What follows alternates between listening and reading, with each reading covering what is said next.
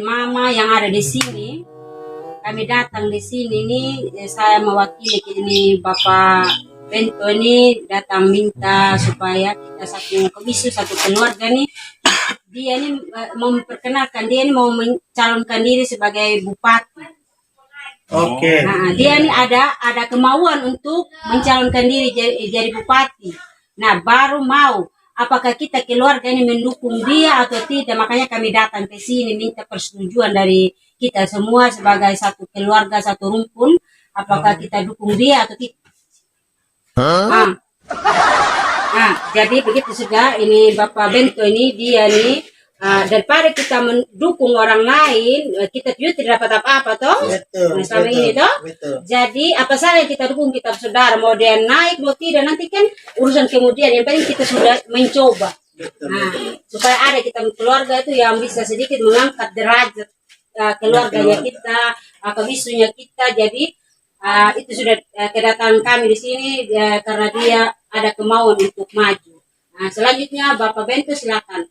Bagaimana apa rencananya untuk ke depan untuk keluarga, silakan untuk kasih tahu sendiri. Baik, terima kasih bapak-bapak, ibu-ibu, keluarga saya yang paling saya cintai. Sudah lama saya punya cita-cita yang sangat tinggi, setinggi langit dan sedalam samudera. Dan saya melihat kita punya keluarga besar ini luar biasa. Ada yang pencuri, saya tobatkan. Ada perampok, dan saya sikat. Itulah saya. Maka saat ini saya rencana mau maju sebagai calon bupati. Kenapa? Karena banyak pencuri di mana-mana. Entah itu di birokrasi. Dan juga di desa-desa. Ini yang saya mau tertibkan. Sebagai Bapak Bento yang kamu selalu panggil-panggil itu, saya akan goyangkan ini daerah kita ini. Tepuk tangan dulu. Jadi untuk sebagai awal saya sampai di sini dulu. Saya ingin kalian langsung merespon, bertanya apa saja yang berkaitan dengan apa yang saya mau buat ke depan.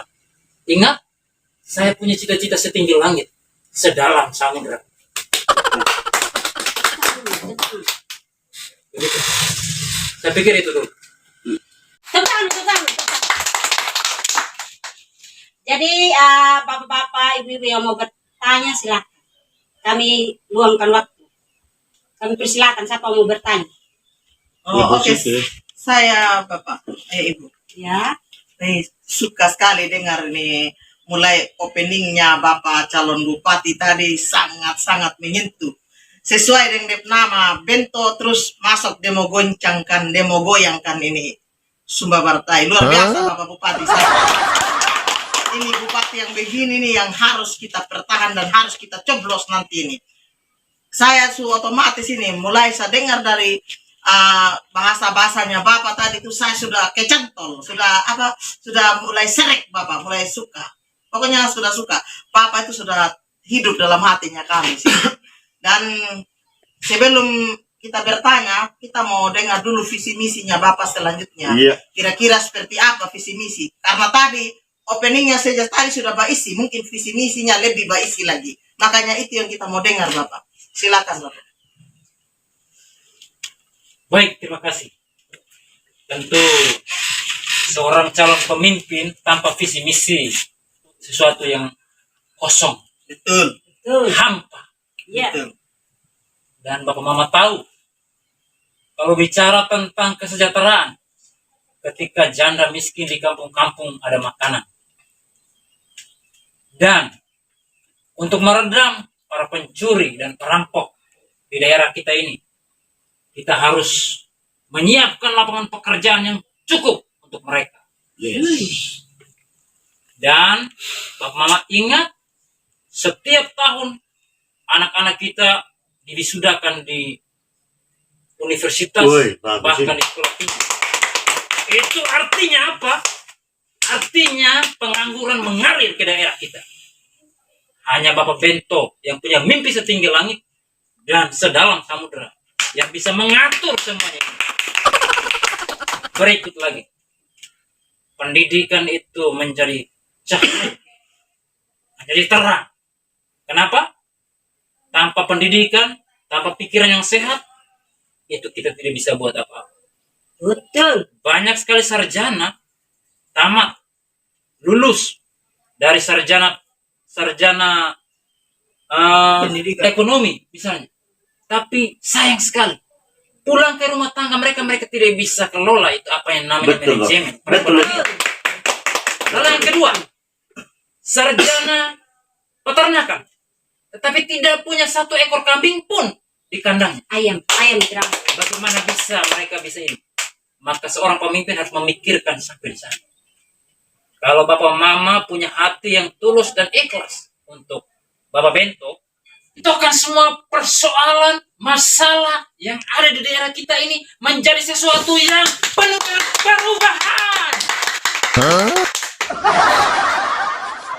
Dan 2 hal lagi yang saya mau sampaikan, itu adalah tentang pertanian. Orang katakan bahwa lahan kita ini banyak yang tidur. Itu salah besar. Yang tidur itu manusianya. Lahan tidak pernah tidur. Betul. Tapi kitalah yang tidur. Kalau kita tidak tidur, maka lahan-lahan ini akan dikelola secara baik. Dan yang terakhir, ingat, Indonesia ini mempunyai laut yang luas, samudra. Kita harus optimalkan yang namanya isi laut itu. Jangan sampai kita lebih banyak mengambil atau membeli dari luar daripada kita mengelola yang sudah menjadi milik kita. Ingat, kita punya nenek moyang itu adalah orang pelaut, bukan orang darat. Itu hanya sedikit saja. Dan yang terakhir, saya tekankan, sejauh ini harga barang itu tidak seimbang. Komoditas di kampung-kampung, di desa-desa sangat murah meriah. Itu tidak sebanding dengan harga yang ada di toko-toko. Beras, kalau dari petani kita, sangat murah. Tapi ketika dia masuk di toko-toko, dia sangat mahal. Betul. Itulah ketidakadilan Betul. yang saya sebagai Bapak Bento akan saya bentokan itu. Betul. Sehingga menjadi harga yang seimbang.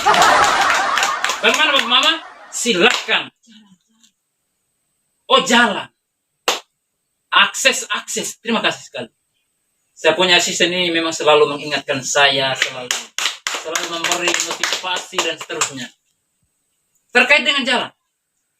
Bagaimana komoditas itu bisa sampai cepat ke kota kalau tidak ada akses jalan? Betul. Jalan itu menjadi salah satu juga tolak ukur keberhasilan seorang calon bupati. Masih ada yang saya lupakan? Tidak ada lagi? Nanti mungkin Bapak Mama mungkin ada pertanyaan atau ada sanggahan atau yang saya masih lupa, boleh ditanyakan. Apa saja. Termasuk pertanyaan yang setinggi langit dan sedalam samudra. Terima kasih. Saya kembalikan. Silakan bertanya. Ini saya bertanya dulu Bapak. Boleh. Bapak calon bupati yang terhormat. Ini mengenai visi dan misinya Bapak tadi tuh. Kan kalau melihat ini tentang harga barang, tadi saya simpatik sekali.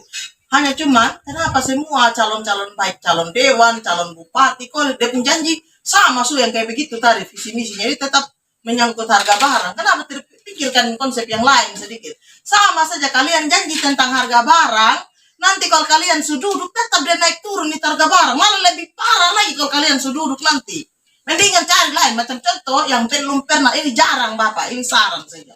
Jarang sekali ada calon dewan atau calon bupati yang kasih ini visi dan misi seperti begini. Contohnya, menurunkan berat badan. Tahu harga barang. Kalau Bapak kasih tahu tentang menurunkan berat badan, otomatis semua orang gemuk pilih Bapak. Pasti dong tusuk Bapak.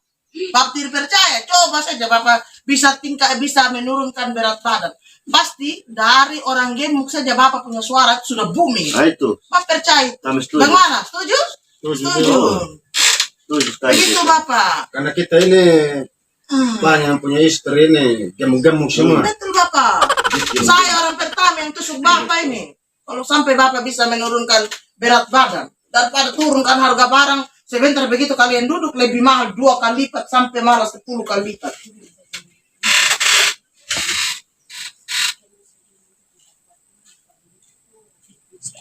Gitu, ada kerja buat depoi atau tempat pasir. Gimana sih? Mungkin saya tanggap sedikit. Ya. Tadi dalam pertanyaan itu terselip beberapa pertanyaan yang tidak semuanya saya harus jawab sekarang. Tapi di dalam buku hitam ini, saya sudah mencatat apa yang menjadi permintaan dari. Karena pertanyaan yang sama sudah ditanyakan juga oleh teman dan saudara kita di tempat lain tentang orang-orang gemuk. Lihat saya sangat langsung. Karena daerah kita ini kalau banyak orang gemuk memang kita punya asupan makanan juga akan sangat naik. Dan saya tidak menginginkan kita miskin supaya orang jangan gemuk. Tapi kita tetap bekerja keras supaya orang yang paling pertama harus sehat. Betul, Karena Bapak. dengan sehat kita bisa berbuat apa saja. Kita bisa bermimpi, bisa kasih sekolah anak, bisa produktivitas ekonomi kita bisa naik. Kerja kebun dan semua di laut dan di darat semuanya jadi. Pelihara hewan Betul semuanya sekali, mantap. Bapak. Betul Seperti itu. Betul Ya sekali. biar gemuk yang penting sehat. Gemuk maupun kurus yang penting paling intinya itu adalah sehat. Karena dengan sehat kita bisa buat apa saja. Tepuk tangan dulu.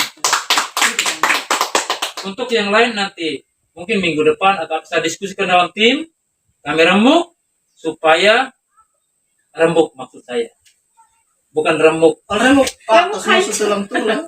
Oke, supaya kalian punya apa namanya, Si- kalian punya perhatian, fokusnya itu tetap. Ketika kamu tertawa, saya yakin kalian semua masih waras ya. Seperti itu. Terima kasih. Mungkin masih ada yang mau bertanya, yang lebih sulit dari ini juga boleh. Parkan. Dan saya tidak ada lagi karena saya rasa semuanya sudah lengkap. Oh, kalau tidak ada lagi yang bertanya, Bapak saya bisa tanya satu lagi, Bapak. Oh boleh. Satu lagi ya. Bapak ini tidak bertanya. Lanjut. Kalau memang tidak bertanya, bisa lanjut satu lagi, Bapak. Oke. Itu tentang akses tadi jalan-jalan itu, Bapak. Saya penasaran. Itu yang saya pikir-pikir Begitu, tadi. Bapak. Kita ini di kampung, kita ini di desa, Bapak.